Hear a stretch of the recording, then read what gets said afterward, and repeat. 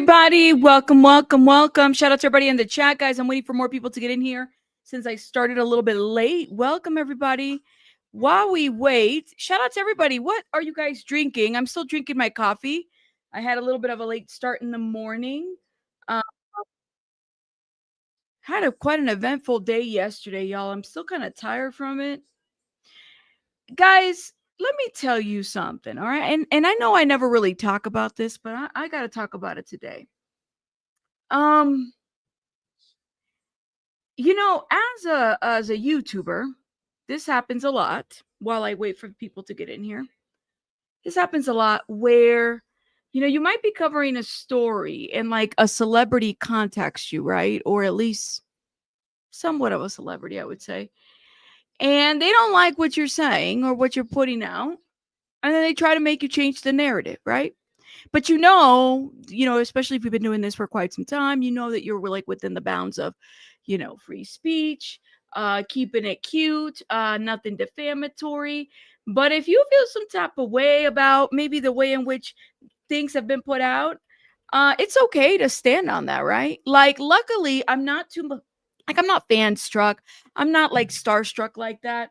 We live now. Part of it is because, I had a lot of encounters with celebrities when I was because I worked in a place when I was a lot younger, and I had encounters with celebrities, and depending on who the celebrity was, sometimes they weren't the nicest people, at least that I remember. Stand on it, right? So I'm gonna do a video about this. Keep an eye out, but some may write about some stuff that's been happening lately that I've been reported on, right? And you guys know that I always keep it, I'll tell you if I make a mistake, I say, hey guys, I made a mistake here. I'll fix it. But when something doesn't make sense, it just doesn't make sense, and I'll put that out there. So, but again, it's not the first celebrity. It won't be the last. Y'all don't even know how many people have contacted me. How many times people just drop receipts in my inbox like it's, you know, hot tamales. I don't know. I just get like information. I'm like, I can't put this out here. Because honestly, some stuff you just can't put out. You have to know what to sit on and what to not. I don't do lawsuits. I don't do lawsuits. I will say that.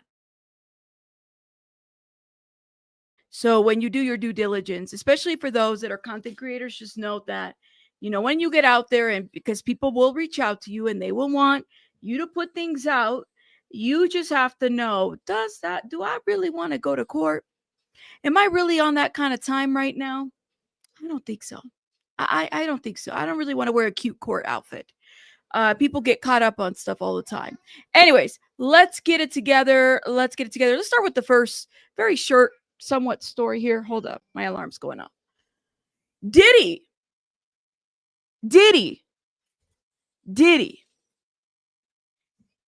sees his prison release pushed back amid alleged alcohol consumptions. Now, wasn't it Diddy's birthday? And that was around the time where he was having the don't you wanna, the Fanta, what is, it's not the hoochie. I almost called it the coochie drink. I almost called it the coochie drink when it's the hoochie drink. Yeah, sorry, forgive me. It's too early.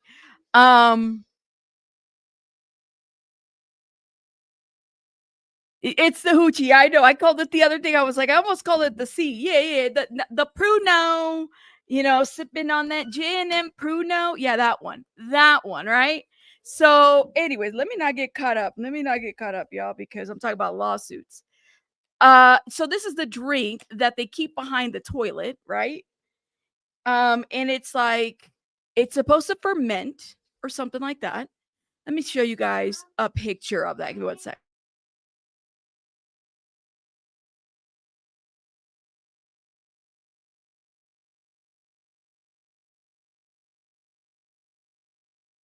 The Pruno drink. Hold up.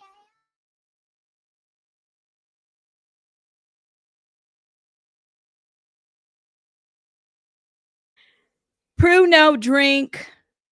That's what it is. Sorry, y'all. Okay, I don't want to buy drinks right now. It's asking me if I want to go shopping. No, not that. I wanted to show images of what it looks like. Prison Pruno. That's what it is. Prison Pruno. Hold up, hold up, hold up.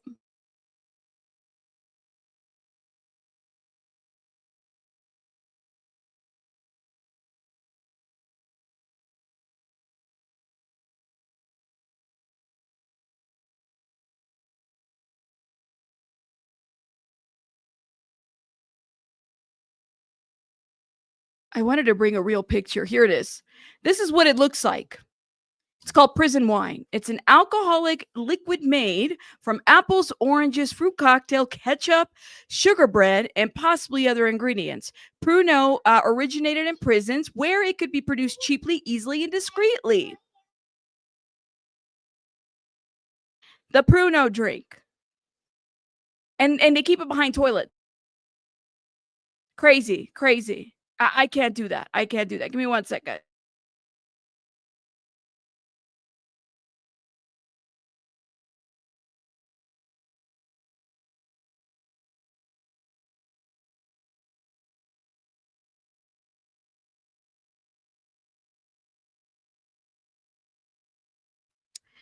You said, "Rabbit, I'm on lunch and I see the drink pop up." It's gross. I don't know. It's like from bread fermented bread. I got a whole lesson on it. Girl, it sounds so nasty. Now, this is the man who was complaining about the fact that they had to boil water because the water was so nasty. But now you're drinking Pruno juice. God knows what they put on that. Anyways, so I hope he enjoyed it because apparently his time got pushed back. His release time got pushed back. I don't know. It's the yeast in the bread. It looks disgusting. Honestly, it really does. It looks like it would just like in my stomach, I could just anyways, let me stop. You know how when they show like what a pound looks like when you lose weight and it's like a how do I show this? Hold up. Let me see if I can find a picture now. What it looks like when you lose a pound. They have those pictures. I feel like I've seen that before. And it's like an image. No, no, no. Here it is. Here it is. Is this it right here? Yeah, I'm trying to show everybody these pictures. This is what it looks like to me. Still mad you only lost 1 pound. It looks like that. Don't it look like that? It looks gross. Yeah. Anyways, so his time has been his release date has been pushed back. Okay, so he was originally supposed to be released, I believe May 8th, yeah, 2028. But the Bureau of Prisons website now shows an anticipated release date of June 4th, 2028. The reason for the change was not immediately available, but the BOP cannot be reached for comment. Now, remember, he did put out a statement denying this. He's like, I did not drink the Pruno. Hold up. Let me see if we could pull that statement.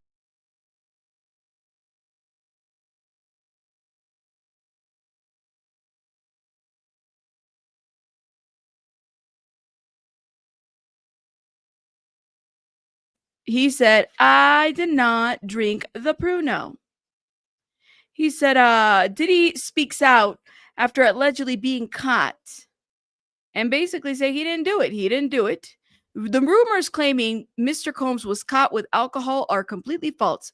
His only focus is becoming the best version of himself and returning to his family. He said, I did not drink that Pruno. That's what he said. I feel like that needs to there should be a song about that Pruno. I don't know, man. It just doesn't sound like it would land very well. He didn't get a chance to drink it before he got caught, right? The Pruno. I was like, what is that? But just looking at it, it's so gross. I'm like, you're complaining about the water not being clean, but you're willing to drink this crap? And then they hide it behind the toilets. I'm like, you gotta be kidding me. Its taste has been described as bile flavored wine cooler. Not exactly something built to marketing campaigns around it. Knowing Diddy, I could definitely see him opening the Pruno brand, where it's like he's like. Anyways, let me stop. But I could definitely see him doing something. I'm sure people have tried it before. Like, I've had cousins and, close relatives that have gone to prison, and they talk about the prison ramen. And I mean, I'm surprised how much stuff they put in ramen that it's like it doesn't even taste like ramen anymore. I mean, they put sausages in the ramen, and I'm talking about like they squeeze in, they put all kinds of flavor, and there's Kool-Aid in the ramen, and I'm just like, I don't think I could survive. First of all, I don't even like ramen. I stopped eating ramen in college. I couldn't do that because that shit is gross. After I can't even eat ramen now. I can't. So it's a homemade brew named after the prunes that originally were in its main ingredients. Okay. That's what it is. Immigration detainee. Okay, wait, that's the wrong title for that. Although the alcoholic drink. Oh, wait. I guess there were some immigration detainees at jail that had gotten upset over random searches that turned up several batches of Pruno. Oh my God. I was like, what is that? Now I know it's for this article too, that were confiscated. Oh man. Not to say there hasn't been some ingredients in the past, but it was first involving Pruno in a while. So I guess it's fermented juice that they make out of sugar and apples and fruits that they get there, and then they mash it up together. They keep it in a seal bag. It is heated periodically. Ew, that's gross. It's warm. What is it? Warm tap water and towels to start the fermentation process. After 48 hours, and it's called the hooch maker. You add sugar and ketchup, and it keep the bag undisturbed for 72 hours. All right. Well, that's just cute. That's just not going to go. All right. Anyway, so Diddy is in trouble for the Bruno juice. I can't deal. I can't. Why do that? That's too much. That is too much. Listen, that would sober. If I'm sorry, like sober yourself up. I know it's easier said than done. I get it, but you really you have time for this. You have time for this. Right? Can't we just do that? That way you can, go back home and you're cleaning everything. And then if you want to have Pruno juice when you're, released, then you have that, but not now. Don't do it now. Anyways, prison sourdough. See, now y'all are grossing me out in the chat. What is prison sourdough? Yeah, just drink dirty water. There you go. You might as well. Like, that just looks so disgusting. You might as well do it. Anyways, let me stop. Okay. Shout out to everybody in the chat, guys. Make sure you guys are hitting that like button. So that is the Diddy news. Now I have a lot of freaking tabs open. I'm like, why do I have so many tabs open? We're going to talk about Melodee Buzzard. So mom, as we know, was released. Where Melodee is? She was released yesterday with a GPS monitor. Banfield News Nation have basically the images of her leaving the prison and everything. Again, for those that don't know, Melodee Buzzard is a 9-year-old who vanished after being seen on surveillance traveling across state lines. And mom is not cooperating with law enforcement whatsoever. Let's get into this situation right now.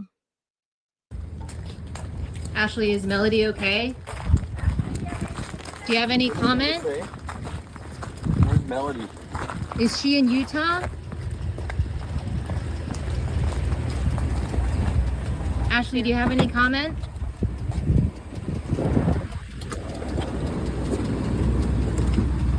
Can you tell us where Melodee is? Today, we delve into the mystery of 9-year-old Melodee Buzzard, who's been missing. I mean, she literally just non-responsive, right? She doesn't have to answer questions. I mean, that's the reality of the situation. Hey, Lana Westbrook, I haven't seen you in a minute. Shout out to you. Justice for Michael Monkey Vaughn, guys. That's another case. I have a hard time talking about that one because it just... Anyways, that one gets to me a lot. Shout out to Brandy as well. For more than a month. Her mother, Ashley Buzzard, is now under arrest. But in a surprising twist, Ashley's arrest is not for her daughter's disappearance. Rather, it's in connection with a different case involving a man who says Melodee is alive and that Ashley told him where she is. I'm criminal trial attorney Sarah Azari, and this is Serving Justice, where we focus on what matters most in a criminal case, the defense. And in this case... Interesting. And again,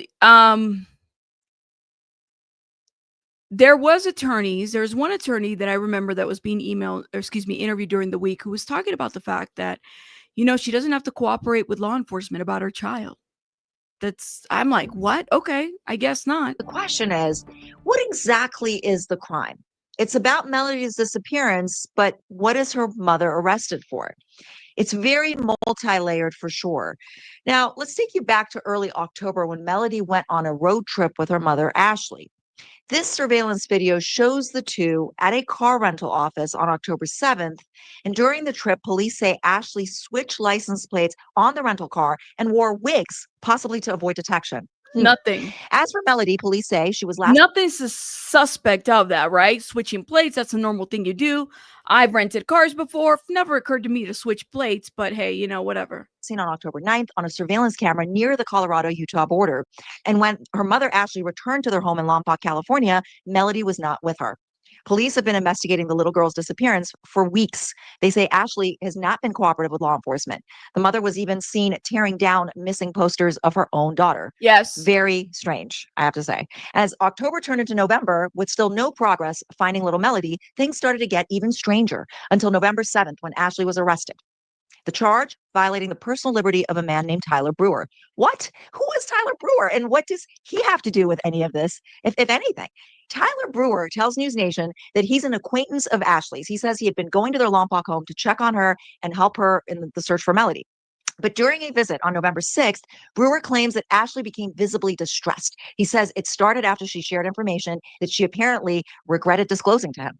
Brewer says Ashley then prevented him from leaving her home by blocking the front door and engaging several locks. Sensationally, he gave this information to law enforcement, and it was about the whereabouts and location of this child, just so people are aware. So there's moving parts to this, just so people are aware. Falsely imprisoned. He says he felt threatened because of a box cutter that was nearby, but he eventually made it out and reported what happened to law enforcement. Ashley was arrested the very next day and now faces a felony charge of false imprisonment. Again, this arrest has nothing to do with little Melodee's disappearance, or does it? What could have Ashley revealed to Tyler when they were together that day? Brewer claims she told him where the 9-year-old was and with whom. While he says he suspects the little girl is somewhere in Utah and believes she's alive, he's providing no further details. He's also concerned that because of Ashley's mental history and recent not to us, to law enforcement, guys, just so people are aware, behavior, he is not sure what she told him is even true. So what is the real crime here as it pertains to Melodee? Is Melodee alive somewhere in Utah, or has something happened to her? And without Melodee, how do we know if she was a victim of a crime? And what about that false imprisonment charge? What does that have to do with anything? In California, false imprisonment is a wobbler, which means it can and often is reduced to a misdemeanor. So really, it's a nothing burger. To help break it all down, I'm joined today by News Nation law and justice contributor and former FBI agent Jennifer. Well, why? But then there was the box cutter, right? Like, that's the other part to this too. Grandma did an interview as well, just so people are aware. I wanted you guys to watch that first footage of her walking out of the jail. But let's get into this interview with Grandma. We've been following for weeks now the missing 9-year-old girl, Melodee Buzzard. Boy, has there been a development there. This little face with a $1 million smile has been in our thoughts for over a month now. And as it turns out, we've got something to tell you about her mother. Sadly, we do not know where Melodee Buzzard is tonight, nor who, if anybody, may have tucked her in at bedtime. We don't even know whether the little 9-year-old girl ate dinner tonight, and frankly, we don't know if she's even still alive. And it's been a month and 3 days since... Okay, I'm confused. She's still 9? I know she's saying 9 because that's the age that they told us, but I didn't think she was still 9 years old. She was last seen. Her mother, Ashley Buzzard, hasn't given so much as a clue as to where her little girl might be, at least not to the police. She hasn't even begged the news cameras to help find little Melodee safe and sound. But we do know where Ashley is. She just returned home an hour ago to her little home in Lompoc, California, just up the coast from Santa Barbara. She had been away since Friday, as you may well know, in jail on false imprisonment charges, a charge that was incredibly mysterious at first because it didn't have to do with Melodee. No. And now it just seems incredibly weird. Well, you could say that, right, Captain Mino? Box cutter nearby, not in her hand. I think that's what she was holding him with, a box cutter. That's what the charging document said. So she just say, I'm not, like, why wouldn't he be able to leave? If it's there was something that was holding him, he was being held against his will by a box cutter. That's what we were told. James, thank you so much for the super sticker. Oh no, he said that pruno juice is made out of skin cells and toenail clippings. Bleh. Nobody cares. Thank you so much for being a member for a month. Shout out to you. Thank you. Thank you. Let's keep going. Earlier today, she was in court to face that charge, minus the signature wig, and this is what she looks like. Her own hair is curly and cropped fairly short, almost unrecognizable. But this is how she appeared before the judge today. No wig, pleading not guilty to false imprisonment. And then, quite a surprise, because she was held with no bond, she was sent home with an ankle monitor. Take a look at her left ankle. You can see it there. And the wig is back. A few hours later, this was the picture of Ashley Buzzard again leaving court. Yeah. Ashley is like fixated with the wig, and the wig is back. Yes, we know. So Ashley is also prohibited from having any weapons, and she can't make any contact with her alleged victim, who in this case is a man named Tyler Brewer, a local paralegal whom she allegedly imprisoned in her home. Mr. Brewer spoke to our team even before he went public yesterday on social media, and he told our Nancy Liu that he's an acquaintance of Ashley Buzzard's, and he'd been trying to help Ashley find Melodee. He says he went to Ashley's home last Thursday and that Ashley became, quote, visibly distressed after sharing information that she'd apparently wished she had not.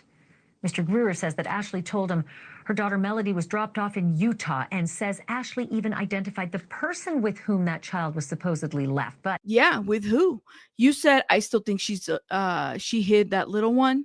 She's paranoid and thinks that they're going to take her child. Maybe, and that's why maybe it's become a custody thing, right? Because the paternal family have been filing, I guess, or have been wanting to have some kind of contact and custody of this child. He says, given Ashley's mental health issues, he's really not sure if she was even telling the truth at that point. In his now deleted Facebook post, Mr. Brewer said in Ashley's rage, she, quote, produced a box cutter. And despite multiple requests to be allowed to exit the home, I was not immediately permitted to leave. Yeah. He told Nancy Liu that Ashley kept shutting. Produce a box cutter. So he says box cutter, and he's trying to leave and he's not able to leave. So did he think he was going to get cut by the box cutter? Like, I should be able to leave a property. I mean, why was she holding him back? Her eyes and making fists and engaged several locks on her door. Her mental health issues have been no secret, especially to the family. Melodee's paternal grandmother told our team today that she actually started trying to get custody of that little girl, custody of Melodee, years ago, but clearly was unable to. We do have this video, however. You can see this exclusive video. This is from the year 2020. And just note how detached little Melodee's mother, Ashley, seems to be.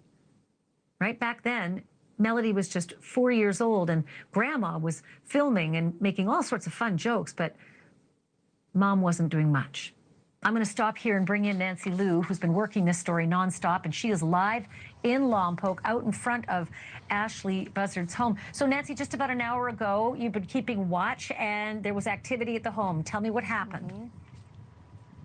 Yeah, we saw Ashley Buzzard when she returned here. She was dropped off in that minivan with two Santa Barbara County workers. She walked inside. She had that long wig on, and it's almost like it's like a cloak for her or something. She's hiding behind all that hair.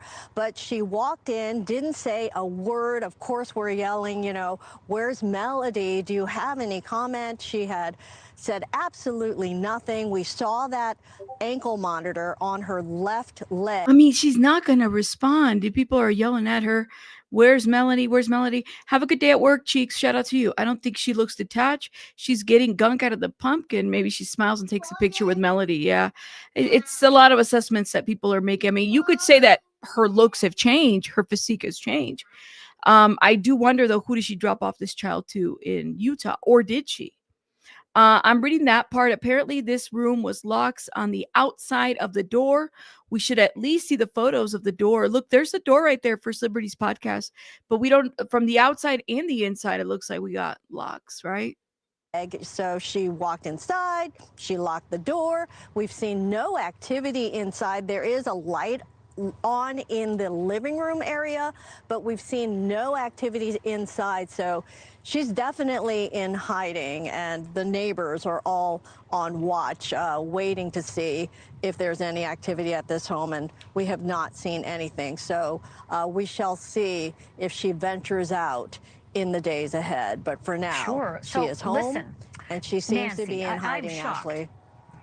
I am shocked that she was allowed out, even with that ankle monitor on her left. She's wearing the tight pants, but you can see the left ankle has that monitor, because she was held since Friday on no bond. They wouldn't even let her out on bond. She had to cool her heels in jail over the weekend. So do we know whether this home is supposed to be her house arrest location? Because she didn't go straight from court to her home. There have been many hours when no one knew where she was.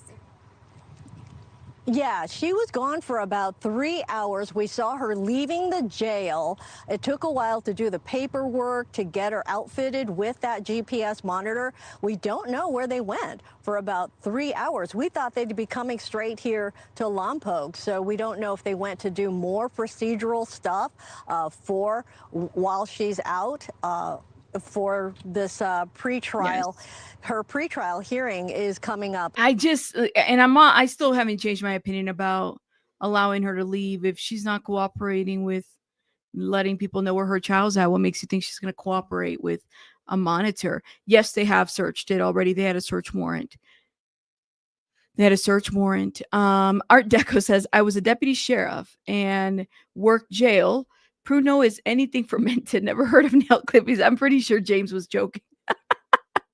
Shout out to Art Deco Rose. Oh my God, that's funny. Next week. So yeah, we don't know where she went for 3 hours, but we do know she is now home. And she's going to be back in court, though, in Lompoc. She'll be in the Superior Court here instead of up in Santa Maria. Well, we're looking at KTLA's video, and now you can really get, for the first time ever, a clear look at her face. We've not been able to see her face before this close up. Because is this the same wig that she wore when she was with Melodee? I have a lot of questions. Is it the same one or is it a different one? Because it's always been grainy surveillance video, or shots taken at a distance from neighbors who've watched her unusual behavior with moving boxes, etc., ripping down the missing person posters that were put on her front lawn about missing Melodee, her daughter. But now we can definitely see what she looks like with and without that wig. So I am curious about the court argument today, how she's out with an ankle monitor, because her, prosecutors said that she's a flight risk. I mean, that's we what don't know they where said. Her daughter is. Did they even bring that up in court today? Yes, they did bring that up. The prosecutors brought that up. But first off, in court, I think everyone in that courtroom, Ashley, we're all so taken aback by how she looked, because we didn't know if she'd be coming out with her wig on or not. But we have to go to that. Okay, okay, we got to move on from this, y'all. I'm sorry. We had our moment. She looks different. Yes, the lady lost weight. Can we get it. We still stuck on how this lady looks. Can we just move on and get to let's get to the situationship with, her daughter. What the details to this? I'm just so over. I think I'm just all right, we got it. Yeah, she lost some weight. We get it. The lady wears wigs. I made comments about it, but we back to this? Video of her in court with her natural hair. It's short. It's very curly. For the most part, she's walking out there, but for the most part, throughout the proceeding, she had her hands clasped in front of her. She looked down much of the time. She only mumbled good morning to the judge after a lot of prompting. The not guilty plea was entered on her behalf. She's assigned a public defender. You see him next to her. He stressed that Ashley, she has no criminal history, and that the complaint, this false imprisonment complaint, that it's a non-violent complaint. But the prosecutor countered, saying the alleged crime involved a box cutter, also noting that Ashley Buzzard has, very questionable recent behavior. There's the road trip linked to the disappearance of Melodee. Melodee is still missing, but the judge did allow that supervised release with the GPS monitoring. And again, we saw when she was released from the jail, she had that long hair wig back on, and she really seems to be hiding behind her hair. And even as we're, like we get, the D. Snyder wig, I get it. We talked about the Cher wig, but it's like I want them to like. Can we get to the? Do we have any more details? And it doesn't look like we have a lot of details about Melodee or anything like that. And it's a little bit off, I think. Are they trying to convince us that she looks off to try to convince us she didn't mean to? Because something tells me she got rid of the baby girl. I don't know, Michelle. I don't know what they're trying to do. It's just the news lady, who I believe is from Utah, keeps going back to it. I'm like, we get it, but like, where's this child? The poor child has no protection and no rights. That's right. And is there any implication? I've been asking this before, like, are there any ideas or possible religious affiliations to something that would lead us to believe that maybe she dropped this baby off with something to that effect? There are people, well, thank you so much, Mama, for the compliment. There are people that really believe that, she has a right not to produce her child, but there's a safety risk that they believe is there. I guess I'm just like, can we get to that? What else is there? What? Yelling. Where's Nancy, Melodee? that wig is not just a fashion statement. She was switching wigs on that trip. When she went back and forth on a 3-day road trip, returning without that child, she was switching wigs. So it's not a fashion statement. We're not being catty. The wig matters in this story. It's evidence, and it's that I can agree with, right? If she's switching wigs to try to like deceive the public or change it, like I get the change your appearance stuff, and I'm glad that she said they're not being catty. It keeps going back to that I'm like, oh my God, can we move on? Issue. Not only that, she was switching license plates. That's an issue. Trying to evade detection. I cannot believe the judge didn't feel that she was a flight risk, and I really hope that they don't regret this decision to let her out, with an ankle monitor. I'm there with her as well on that as well. Survived the Kool-Aid. Thank you so much for being a member for 10 months. Shout out to you, love. Thank you. Oh my God, thank you. I haven't seen you in a minute. I hope you're doing well. Thank you. Online or on point. Thank you. Does the car she rented have significant GPS support? Was her cell phone on the entire trip? That's a great question. They haven't shared that, at all. Why did police say she didn't have to say where the child's at? The lady is clearly unstable. I think that they have that, right? But I go back to what Pika said. Remember in the Lori Vallow case, like the judge basically said, if you don't produce your children after so long, like you're going to be in jail or something like that. Why hasn't that been applicable? Like, why hasn't this applied here? I guess that's the question. And that's the consensus around here, Ashley, but she's going to be under a microscope in this neighborhood. Everyone is aware that she is back home. They're going to be watching this house like hawks. And, she has that ankle monitor on, and they will know her whereabouts. And, it will be, pretty daring should she try anything. But, there are plenty of relatives also with a vested interest in this, and they're also keeping tabs on her, Ashley. That's good. So talk to me about the relatives. Were there relatives who showed up for her court appearance today?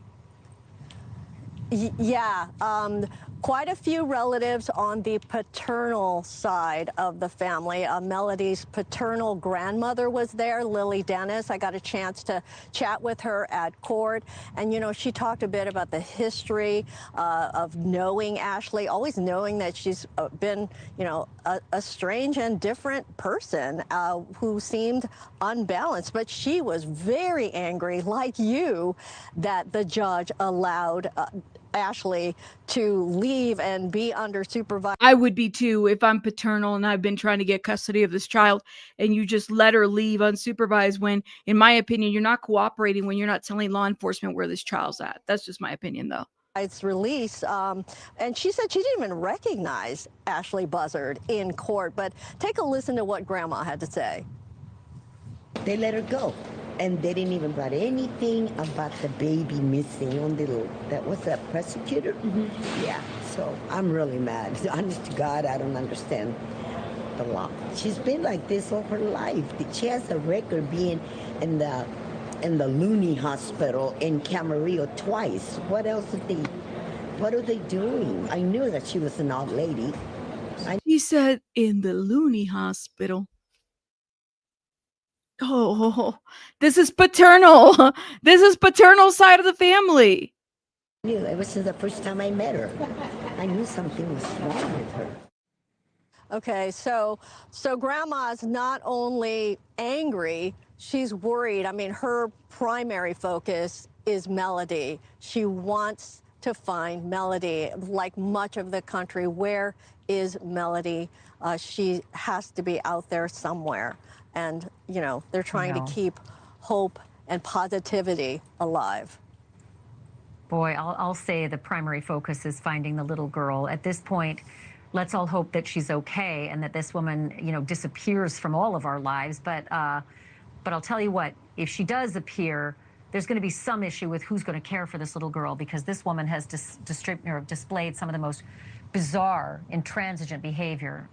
Excellent work, Nancy. And Ashley, great. Thank you so much for this. A custody battle has been underway. A custody battle has been underway with the paternal relatives, and that may factor in all of this. Yes. And why, you know, Ashley has been trying to shield Melodee and take her away to prevent the paternal relatives from taking Melodee away. Well, we will see, because that also is against the law. You know, you can't just secrete a child away from those who are worried about her care, especially if you have the kind of mental health issues that it seems Ashley Buzzard does. Excellent work, Nancy Lou. Thank you for that. Thank you for watching. Subscribe below and download our News Nation app right now on your phone. Be quiet, Cuomo. Hold up. I want to go back to what did Grandma say? This is paternal, Grandma? Paternal relatives. This is the first interview I've ever seen. Listen to what Grandma had to say. They let her go, and they didn't even write anything about the baby missing on that was a prosecutor.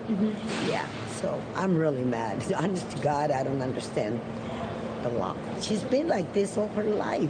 She has a record being in the loony hospital in Camarillo twice. What are they doing? I knew that she was an old lady. I knew ever since the first time I met her. I knew something was wrong with her. I don't think, for the purposes of this situation, I really think that paternal grandma needs to understand that you kind of have to, if this woman is how they're saying, right? We don't know what her diagnoses are. That is not the way that you try to encourage her to, bring back your daughter. We'll take, if you don't want me to have contact with her, you gotta have to kind of negotiate the situation a little bit more. But it shows you a little bit of like maybe lack of understanding of like mental health issues and whatnot. And I can expect this from like maybe my parents. I'm just thinking this is the kind of stuff that you say. I don't know. I think she's from Cali as well. You'd think, given that she lost a child before this, she would be sufficient grounds to demand her to produce your child, right? There would be something. You said the grandma makes me think some of the Looney Tunes, but something, it's like she didn't really know. And like I said, some of this could be generationally, because some people just don't see. How do I explain this? Like when I had my first kid, she had no filter. I struggled with postpartum. And I remember talking to my family. And when I talked to them about it, my family said, just go to church and pray for it. Just go to church and pray for it. Versus like, maybe we need to go talk to a counselor about this. And that's just how it is, right? Just go to church and pray it, or go to maybe you need to go to confession. Maybe something happened that you did something wrong, and now you have all this depression, or these thoughts. Like, there's that school of mentality that's really disconnected with the fact that, maybe professional help might be helpful here. And I'm sure that some of you guys can relate to that, but I definitely went through something like that. So it's like old school of thought. You have no filter? Yeah. You said in the video they showed her when she was huge, the one her mom gave to the news. She looked like another person. Yeah.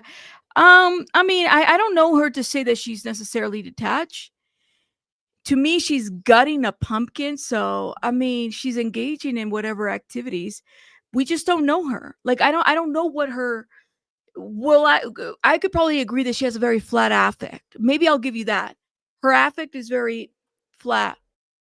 No reaction, no nothing. She's just kind of walking at. Even in that, I can give you that, but I don't know if she's not engaged, because that is such a big statement to make out of somebody that you don't even know, that you haven't really spent a lot of time with. Her affect looks flat. It just kind of gives us, like, you know, content, flat, not really responsive. Um, I don't know how to describe it, but y'all let me know what you guys think in the comments. Not a lot of facial expressions to that situation. That's what I would say. Melody looked like she was well taken care of at the car rental place. Captain, this is fun. I'm starting to see your comments. Melody looked like she was well taken care of at the car rental place. So let me ask you a question. Do you I mean, she was Melody looked like she was walking. She definitely looked like she was breathing. I don't know if she's eaten. I don't know if she, what that looks like. I didn't assess her safety, but what makes you see that she was well taken care of, as opposed to what? I kind of have to challenge you a little bit, because I'm noticing your comments, and I want to know where you're coming from with that. Do you feel like she doesn't have to produce her child to the police? Do you feel like it's okay to take your child out of school and then not even, show your child up? I mean, is there purpose for the arrest warrant, or do you just think that she's being targeted? That's my question. Suppose you're right. You can't really properly judge. Yeah. Yeah, we can't. Like I said, she's very emotionless. I'll give you that. Even with people maybe yelling at her or saying stuff to her. She had clean clothes and was a sufficient weight. So you could see how clean her clothes is based on that picture. And her weight was sufficient to you. Was she wearing a wig to you? Let me know. Captain, was she wearing a wig to you, or is that a normal hair? I'm really going to challenge you. That's what I want to know. Like, you got to come with some substance. Do you think that people are just worrying just to worry, I guess? I don't know. Let me know. She is mentally harming her child either way. Child's supposed to be in school. Why isn't this kid in school? Oh, so she was wearing a wig. Okay. And that's okay, right? Like, nothing wrong with that. What do you think about her switching the plates? That's okay too? I'm pretty sure that's against the law. Is that okay for her to switch the plates? She stood out to you as well. Melody didn't seem starved or otherwise distressed. I doubt she knew what Ashley intended to do. That's a great point, right? We don't know what if she knew that mom was dropping her off. We don't know anything. We don't personally know Melody. That picture, yeah, it looks different. So that wouldn't be a concern to you, that a mother is traveling across state lines. Sure, her child looks like she's well. Okay, she doesn't look dirty. I'll give you that. And she's walking and clearly breathing. But you're crossing the state line, switching plates. That's not a concern. That's the question that I have.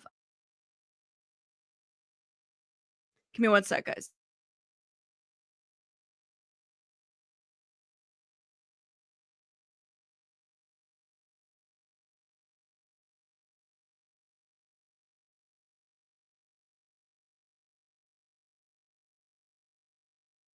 She doesn't look healthy of a healthy weight. I don't know, man.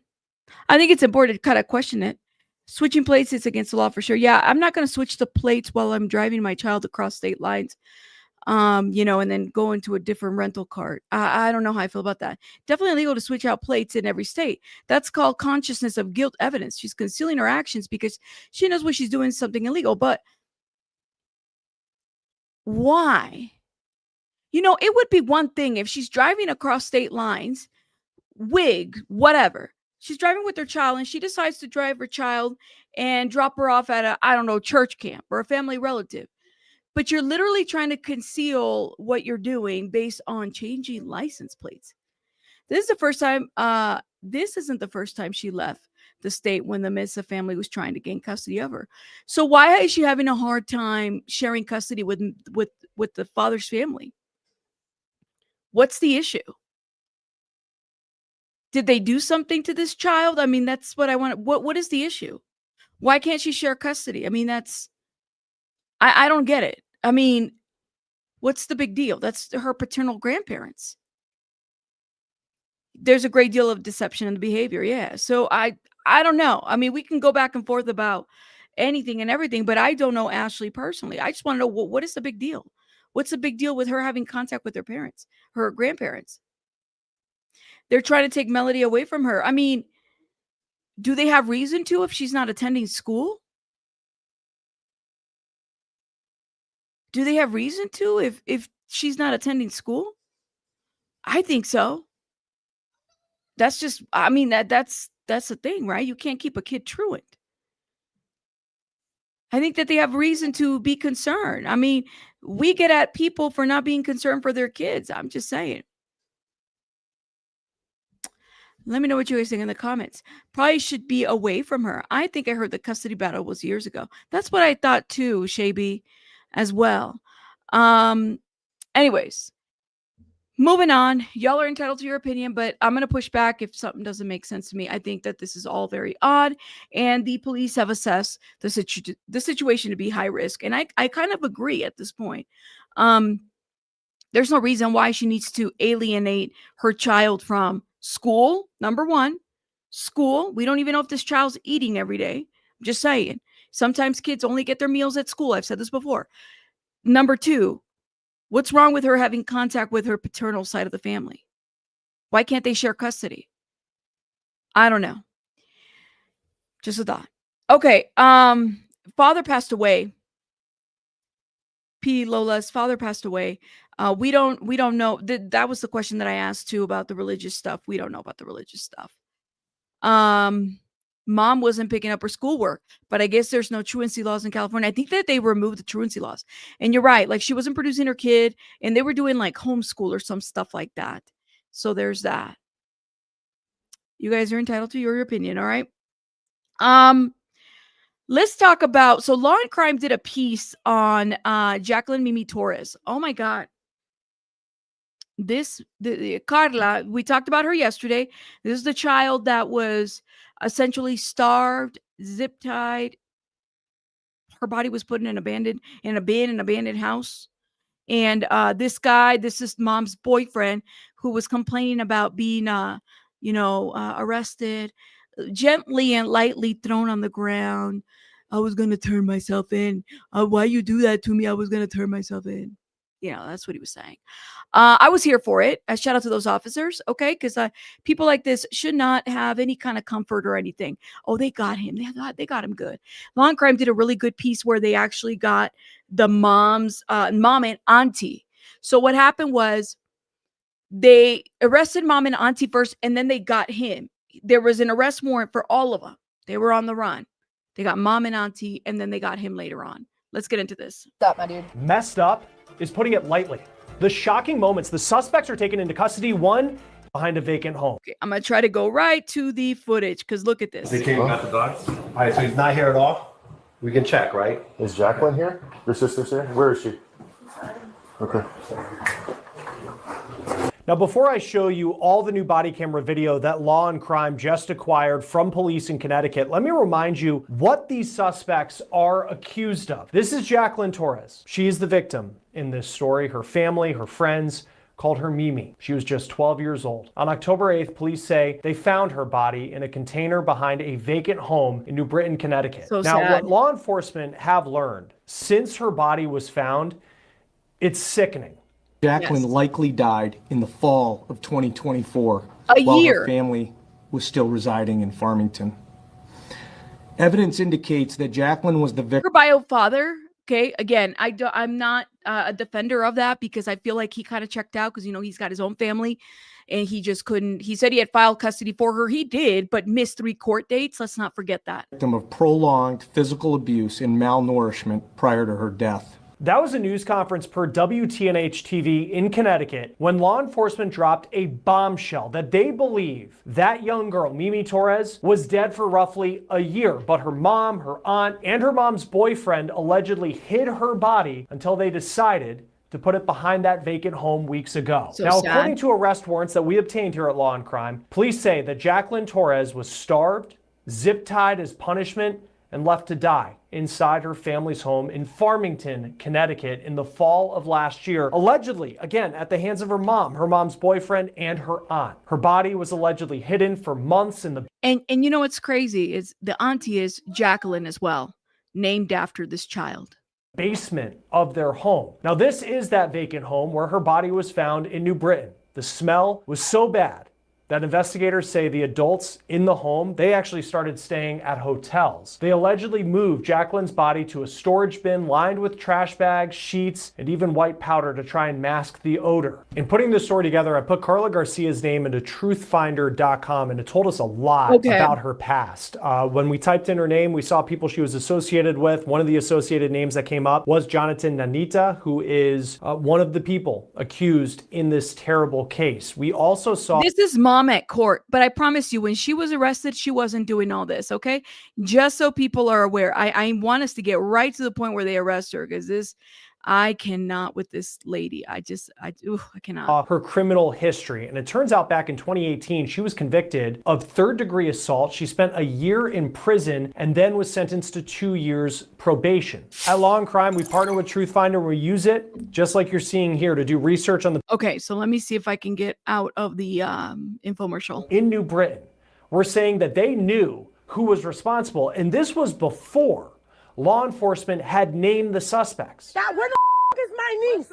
Now, this is video that went viral on social media as people were waiting for information on this case. This was video reportedly of Jacqueline's mom, KARLA Garcia, who's facing charges in this case, being taken into custody by police shortly after Mimi's remains were found. You can tell just the anger in the streets. Now, this video was reportedly taken by a member of Mimi Torres's family, and then it was posted on Facebook. Now, we just received video from police in New Britain, and it shows what happened at the police station after Garcia was brought in that night. This was October 8th, and this wasn't where she was arrested, but police tell her that they're protecting her from the public. And when you watch that video that had gone viral, you certainly see why. I want you to listen to what she says to police. We watched some of this video yesterday, but this angle right here is it's a little bit different, and we're gonna watch it, but I'm just trying to see. Okay, they do take us there. Where she claims her daughter Jacqueline is. What's your name again?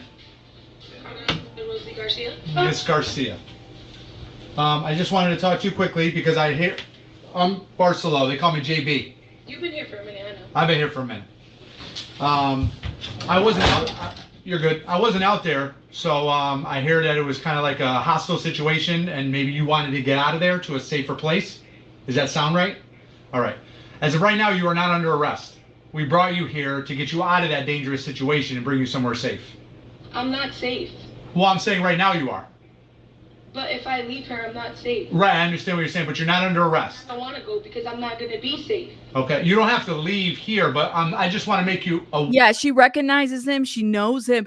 Yeah, me too. Mind y'all, look, I'm tired because that's all you see in a lot of the videos. Like, I'm sorry, y'all. I am not sympathetic to any of this right here. I'm letting y'all know. So I have allowed myself to have any kind of no filter when it comes to KARLA or the sister or the boyfriend. Aware that you're not under arrest. I know I'm not under arrest. Okay. I didn't do nothing. Exactly. Okay.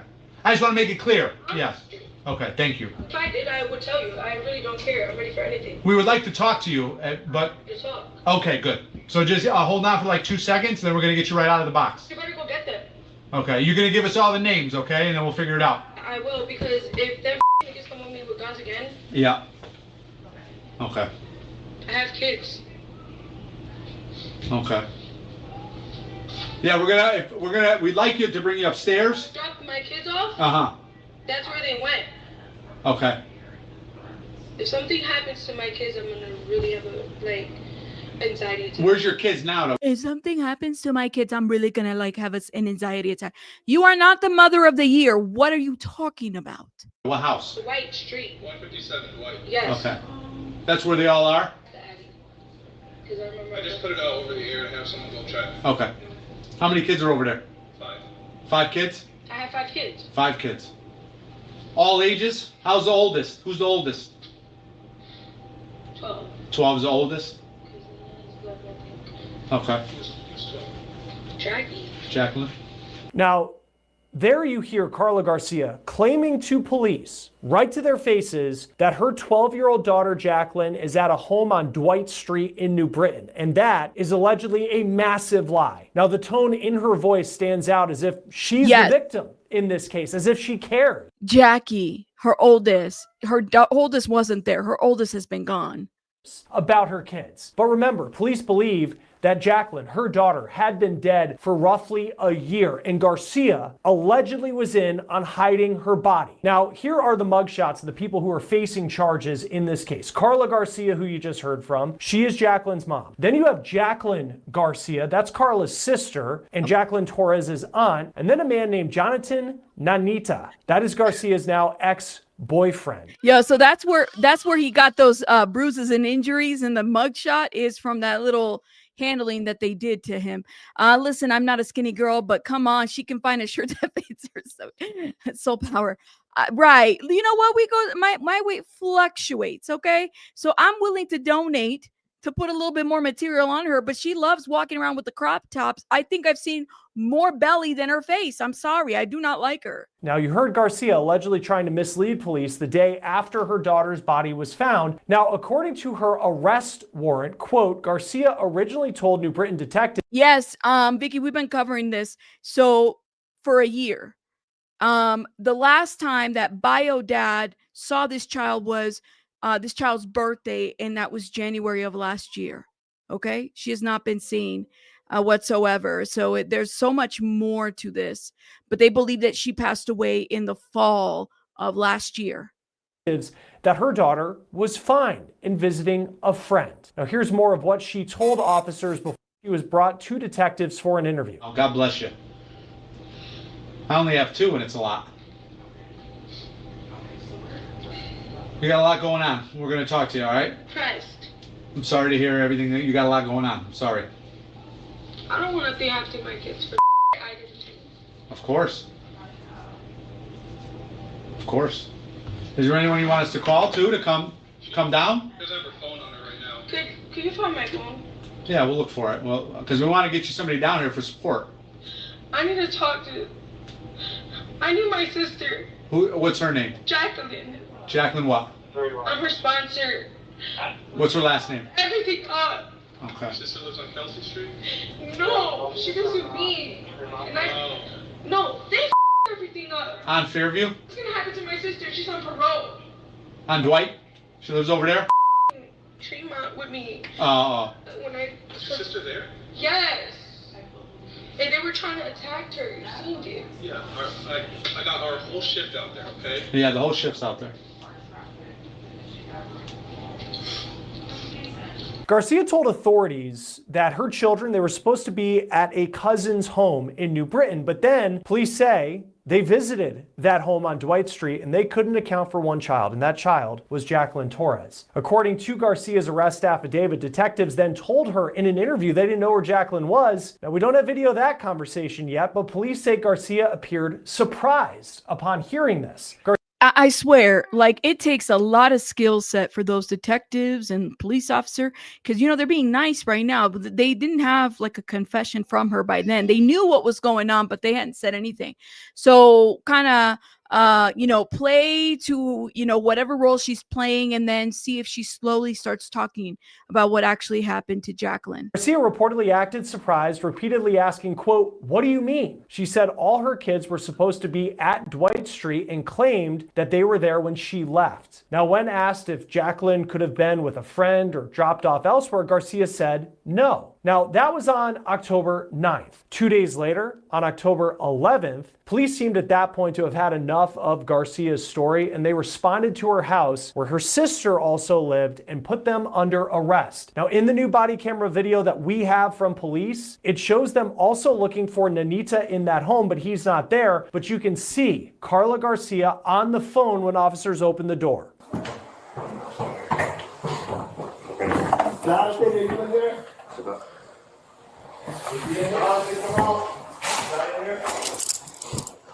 Oh, does that look like a grieving mother?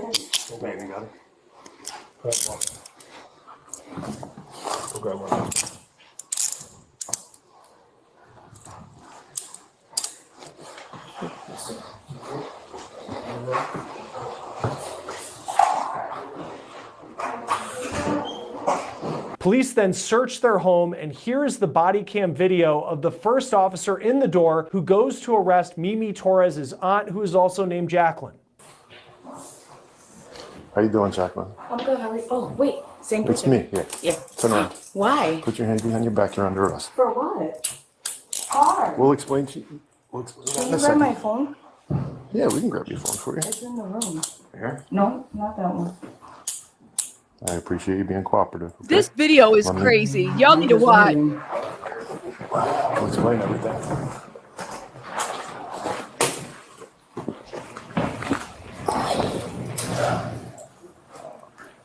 Good? You comfortable here? Whoops. Is that okay for right now? You got anything on you? No. No? But can you please just grab my phone? Yeah, where is it? That's right. This is Which the one's aunt. that? This is her sister. Well, that's your phone?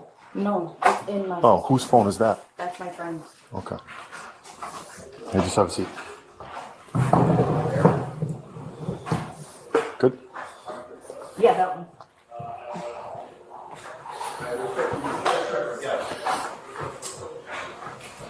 Thank you.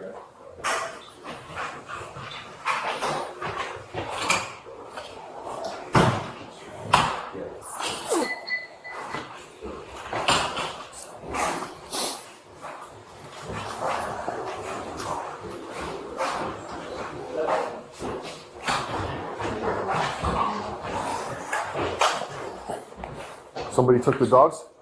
Yeah. She came that night? Hell yeah, she was. Did she bring it back to Yeah, she did. She brought the puppies back? Yeah.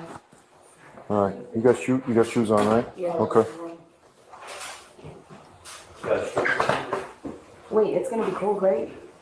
That officer. Can you get my sweater? That officer's having to dress mom. Like, oh my God. She's having to. Now, I get it. She's home, right? Don't get me wrong. It's not like she's out. But every time there's footage of her, she's literally half dressed. Every time. Every time. What does she need her phone for? Yeah, right? What does she need her phone for, right? Yeah, for now, we can get you one. My sweater's in there. Yeah, where is it at? Wait, where's my black sweater from? No, it's not that one. It's a Nike one.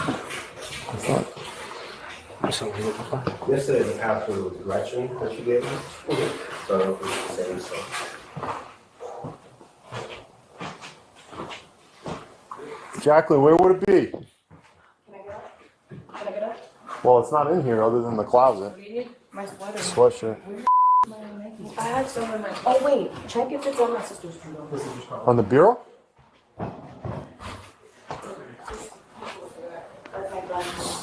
No, it's not here. It's not on that bureau.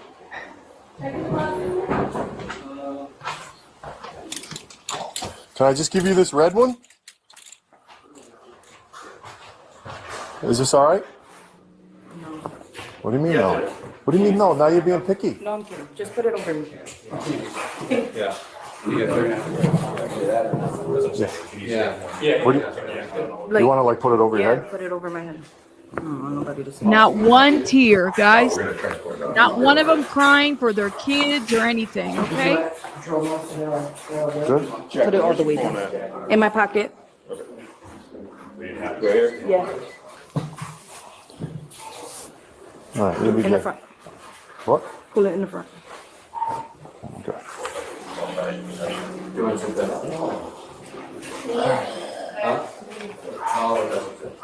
Can I bring my arm ready still? Yeah, we'll adjust them when we get up there. You're gonna go into a warm car anyway.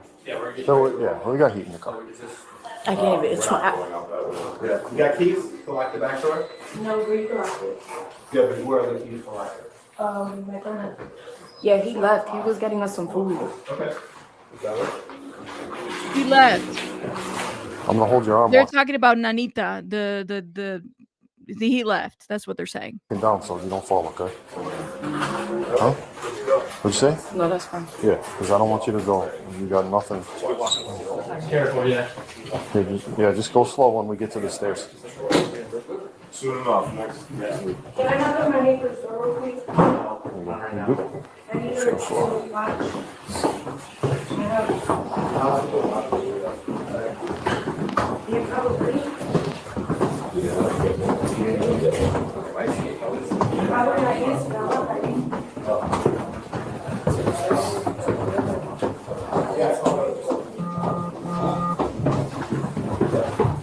This is crazy, man. All those stairs.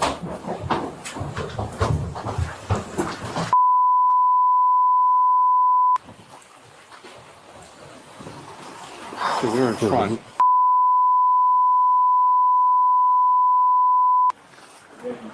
Carla. Yeah.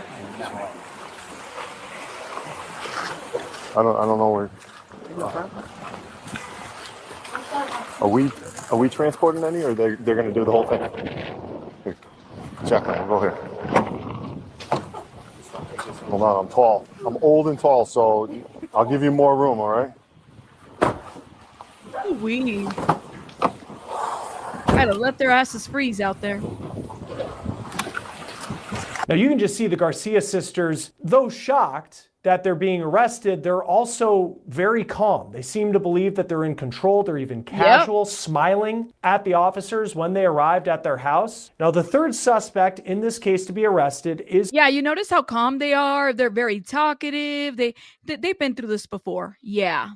KARLA Garcia's ex-boyfriend. His name is Jonathan Nanita. Now you heard police asking if he was home the night they arrived at KARLA and her sister's house where they were taken into custody. This is video of Nanita in court after his arrest, and we also have video of him being taken into custody and what seems to be a very physical altercation with... I love this. I love it. I love it. I love it. Police on the streets. This was after the Garcia sisters were brought in. Check this out. Oh, I'm dead.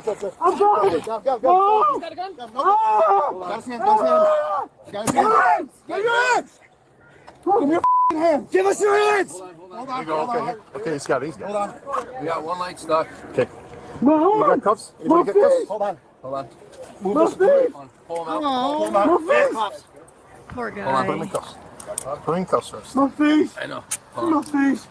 Don't fight. My face. I can't feel my face. I'm bleeding. Hold on. Yeah, I love it. I love it. What's your name? Jonathan. Jonathan what? Nanita.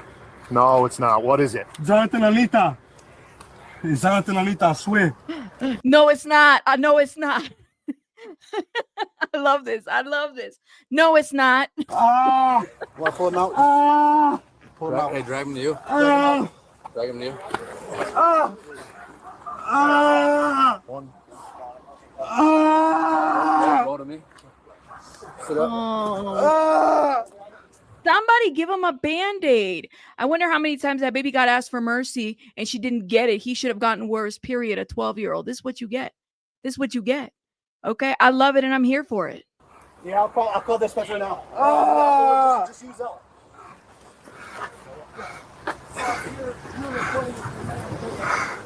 Ah.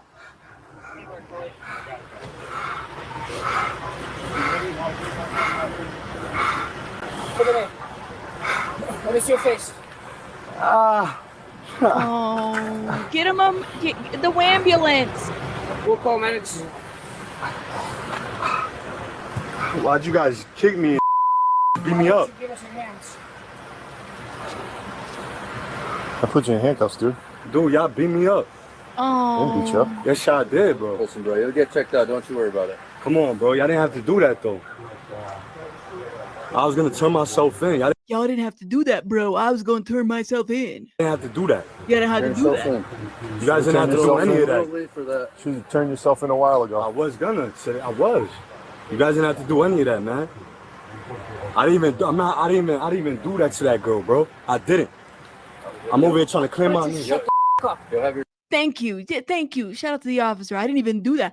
Pobrecito mamoncito. ¿Qué pasó? Oh my God. time to talk, buddy. Thank you, officer. Shut the. That's what he told them.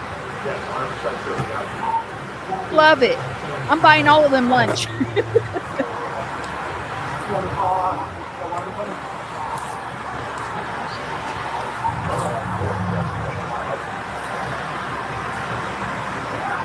Good work, boys. Good work. Yes, good I'm work. gonna turn myself in. Good work. It obviously, it looked like it. Y'all did you see how this is my favorite part when they fist pumped. I love it. Nah, John, it was tomorrow. Tomorrow I was. It's always tomorrow. You had your time, pal. Well, You had your time. today's your time. Yeah. I think it's 9:21. Now you can turn yourself in. Fix my shoe. You guys didn't have to do that though, man. You smashed into two of our cars. Cool. Oh, you took off from us earlier. I didn't smash on that. I left. If you were going to turn yourself in, why didn't you stop in New Britain? Stop right when you guys came? In New Britain, in Big Sky. You almost hit 5 people. When you guys came? Yeah, when we came. When you drove off in New Britain. I drove off, but I didn't hit him. Why didn't you stop and turn yourself in then? You're calling on you people driving out of the way. You're already right in New Britain. You're not fooling anybody. I got a very good idea. Can we throw him in a I car? didn't do that, man. I'm innocent. They don't have it. Oh, you got Yeah, it. we got. My head hurts, man. I didn't have to do any of that. Now, on the streets, Nanita claims he was going to turn himself in, and he also claimed that he was innocent. He's then put in the back of a cruiser. So you can see all three suspects are either saying that they're innocent, They've turned on each other, guys. or they're acting nonchalant when they're arrested. Now, when KARLA Garcia, who's the mom, was interviewed by police, she tried to point the finger at her ex-boyfriend for what had happened to her daughter. According to her arrest warrant, when she was asked what happened to her daughter, quote, Garcia initially denied knowing, but then said it had been Jonathan Nanita. She said that she had been afraid to tell police because she feared Nanita would kill her or her children. Now, she claimed that she last saw Jacqueline Torres, her own daughter, 8 months earlier in their Farmington home. So that would have been around February of this year. Now, she alleges that Nanita did not like Jacqueline, her daughter, because she was making Garcia depressed, and that Jacqueline didn't like that Garcia was pregnant with another child. And then Garcia... I don't need that up close. Listen, I got some lonjas, but y'all don't need that up close and you don't need that up close and we all got our little lonjas, okay? But that's too much. That was too up close and personal for my liking. I'm just saying, no.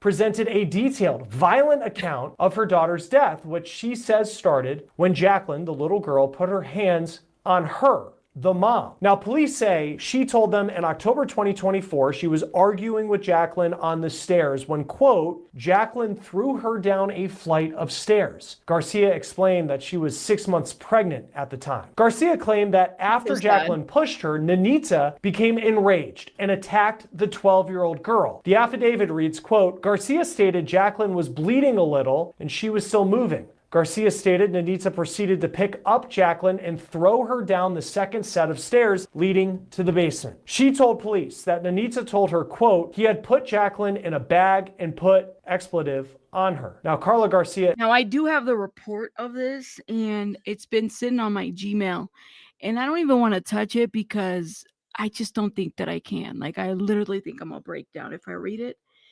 I might think about it, and I might have to like think about how to approach it. But it's all those details. Insisted she had nothing to do with her daughter's death. After her arrest, police confronted Garcia with the findings of the medical examiner. The autopsy did not find any obvious signs of recent trauma, but it noted severe and prolonged malnourishment. Now, this directly contradicts the story that Jacqueline's mom had given to police of a violent, bloody death on the stairs. Police then showed photographic autopsy evidence, and Garcia's story collapsed. She began to admit that she allegedly played a role in Jacqueline's death, according to the affidavit, when she was shown a photograph. The problem is that Jacqueline, this baby girl was her oldest, and she was sharing custody with, well, no, not even custody, because that situation is a mess. But anyway, so that's her oldest.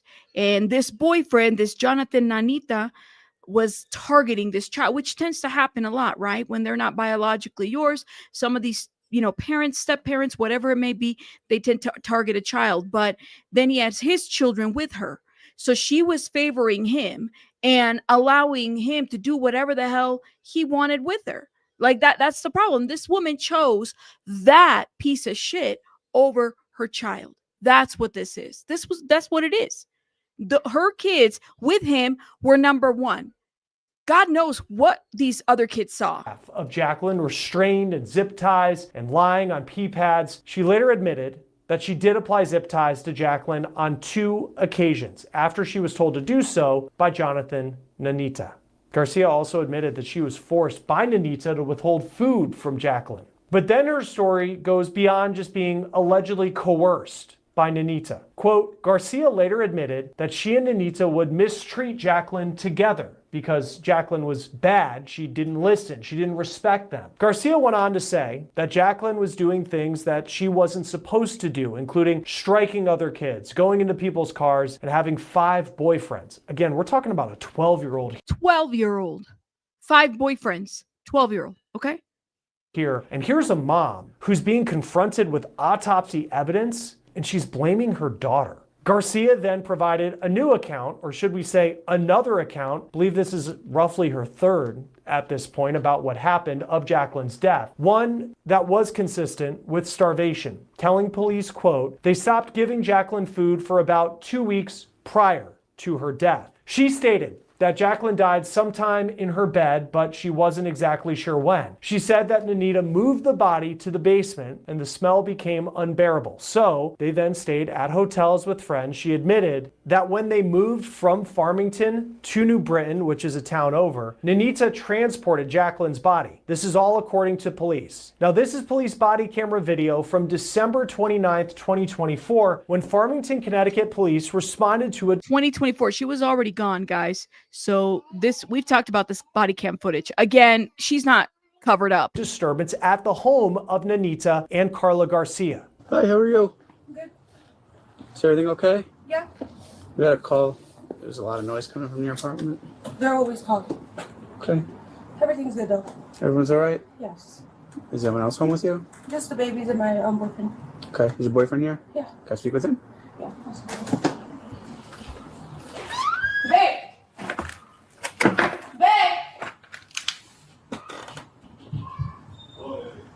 They just want to make sure everything's okay. You okay? Yeah, I'm just pregnant. Just moods, The officers seemed calm, even friendly, chatting with KARLA and her boyfriend, Nanita. Yeah, my wife's pregnant, so she just be having mood swings. And I'll be trying to Bro, this girl just keeps having babies after babies. What the hell? calm her down. Okay. Things happen.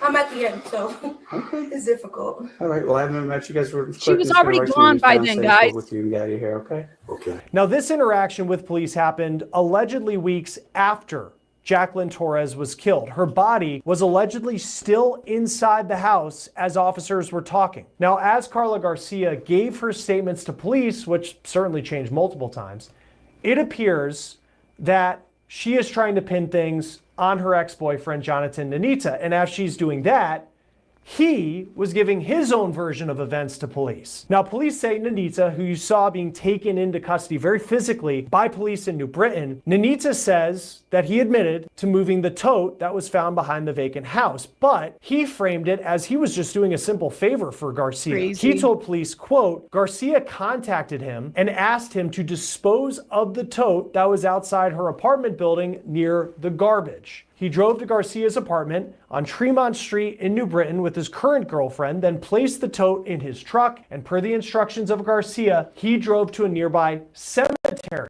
to hide the tote. Now, Nanita stated that Garcia helped him load the bin into the truck. She denied that. Police then asked Nanita what was in the bin, and this is what he reportedly said. Quote, he first stated that he did not know who was in the bin. The officer asked Nanita again, who is in the bin? And he shrugged and said, I haven't seen Jacqueline. An officer then asked if he knew it was Jacqueline, and he nodded yes. Now, while KARLA Garcia described a violent, bloody attack on Jacqueline, Nanita claimed that he was merely a witness to the aftermath of an unknown event and that Garcia and her sister were he's innocent of this. He's being framed, guys. Present and responsible. He allegedly told detectives that he walked into the Farmington home and, quote, saw blood all over the walls along the staircase. Nanita stated that Garcia and 4 of the kids were upstairs in a room, but Jacqueline Torres Garcia was missing. Nanita stated that he panicked and left the apartment without knowing what happened. Now, he claimed he returned the next day to find the blood cleaned up, and he never saw Jacqueline again, and that was that. He denied ever harming Jacqueline, and police say he suggested during his interview that it was Garcia who was responsible, his ex-girlfriend, and Mimi Torres's mom. Now, as for Jacqueline Garcia, that's the victim's aunt, the woman who seemed so shocked that she was under arrest. I'm good. How are you? Oh, wait. Same person. It's me, yeah. Yeah. Turn around. Why? Put your hands behind your back, you're under arrest. For what? Hard. We'll explain to you. Can you grab my phone? The arrest warrant for Jacqueline Garcia reveals that she was not merely a witness to the abuse of her niece, but according to police, she was an active participant who actually documented the horrific conditions and, by her own admission, watched the neglect happen. Her first interview on the evening of October 8th was conducted while police say she was severely intoxicated. Did nothing. What's her excuse? If the other's excuse is, well, the man, what's her excuse for not doing nothing about her niece?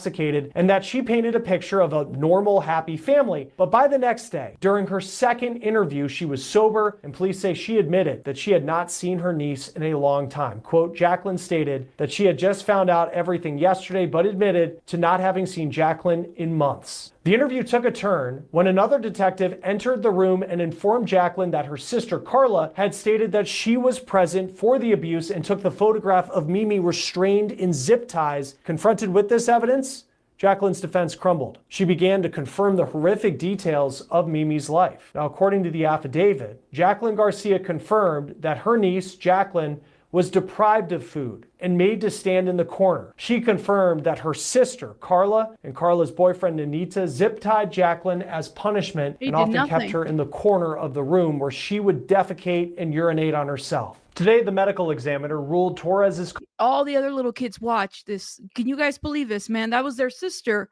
Cause of death to be fatal child abuse with starvation, according to WTIC TV. Torres was severely malnourished, according to police, weighing only 26 to 27 pounds. Now, Jacqueline then admitted to her own alleged active participation in the abuse, though she did try to minimize her involvement, saying, quote, she did not come up with the idea to use zip ties. Jonathan did. Jacqueline admitted to seeing her niece zip-tied on a couple of occasions. Jacqueline further stated Mimi was always in the corner of the house and that the zip ties started at the end. The end was the words that she used. Now, all 3 are now behind bars, each facing a long list of charges. KARLA Garcia and Jonathan Nanita are both charged with murder with special circumstances, conspiracy to commit murder, risk of injury to a minor, unlawful restraint, intentional cruelty to a child, and tampering with evidence. Nanita was recently hit with the tampering charge, along with another charge, violation of regulations regarding the disposition of a dead body. He and Garcia are each being held on a $5 million bond. Now, as for Jacqueline Garcia, the aunt, she is charged with cruelty to persons, unlawful restraint, reckless endangerment, and multiple counts of risk Throw of away the injury to a key. child. She is being held on $1 million bond. Now, this story isn't only about the alleged murder of a little girl. It is about how her death was able to be covered up for so long. Yeah. And I think that's the important part. Completely understand it is a lot. This is one of those cases.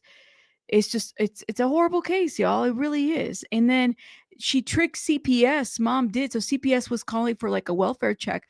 Because, you know, I told you guys sometimes at some point they went from doing welfare checks during COVID on the phone versus like, you know, virtual versus like actually going to the property. So I guess mom lied and said that you know, Jacqueline was moving out of state. Mom used another child and had that child pretend that she was Jacqueline. And that's how they deceived CPS. So it's a very sad case. Mom has a history of, she gave birth to Jacqueline behind bars when she was born. So this child was taken care of by paternal family. The thing about this situation is that now you have paternal dad who's like, you know, she kept me away from my kid. Paternal dad was living in a different state, remarried, new family type of situation. He did file for custody at some point, but he didn't show up to 3 court hearings. 3 opportunities for him to have stepped up, and he didn't. So what did the court do? The court said, well, we're just going to grant custody to mom. And then they went about that way. So to me, it's like the last time you saw your child was on her birthday last year. Not this year, last year. And I believe her birthday's in January. And so then you're out here playing like he took her, she lied to me, she didn't know. I'm sorry. You're just as accountable. Why didn't you show up to court so that you could have taken custody of your child? And you decided not to. It was an inconvenient to you as well. So the people, I have his supporters that come in my chat or whatever, they feel some type of way. No. To me, he's just as responsible and neglectful. All right, I'm out of here, guys.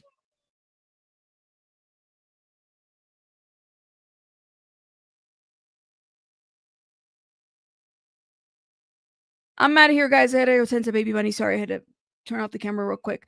I will see you guys on the next one. Oh, baby bunny's back, so I gotta go tend to her. I will see you guys on the next one, guys. Hit the like button. Oh, sorry, y'all. These cases get me going, so I have to be very careful when I talk about this case. She just I know. Yeah, we were here for an hour and 26 minutes or so, but I'll see you guys later. I gotta go tend to baby bunny. You guys have a great one. Bye, guys. Hit the like button. Bye, guys.